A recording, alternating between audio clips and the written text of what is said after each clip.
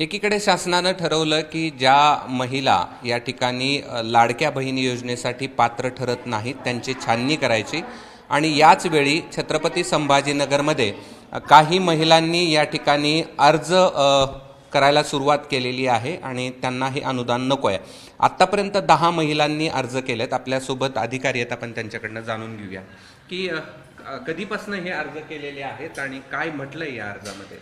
आपल्याकडं मागच्या 8 दिवसापासून दररोज 2-3 अर्ज या पद्धतीचे प्राप्त होत आहेत, ज्यामध्ये त्यांनी असं लिहिलेलं आहे की आम्ही यापूर्वी या योजनेसाठी पात्र झालो होतो, अर्ज केलेला होता, तथापि आता आम्हाला या योजनेचा लाभ नको आहे, तर तो बंद करण्यात यावा, अशा पद्धतीचे अर्ज आहेत। किती अर्ज आहेत असे? आतापर्यंत आमच्याकडं 10 ते 12 अर्ज प्राप्त आहेत। बरं, पण त्यात नेमकं काय मसुदा आहे अर्जामध्ये?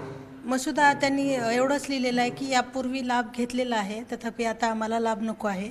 त्याबाबतची कारणं अशी स्पेसिफिक त्यांनी नमूद केलेली नाही आहेत। आता आम्ही आमच्या स्तरावरून त्याची डॅशबोर्डवरून पडताळणी करून ते लाभ त्यांचा कमी करण्याची कार्यवाही करू। बरं, शासनाकडे काही तपासणीसाठीचं आपल्याला पत्र आलंय का की ज्यांनी अर्ज केले आहेत त्या पात्र आहेत की अपात्र आहेत, याबद्दल काही सूचना आल्यात?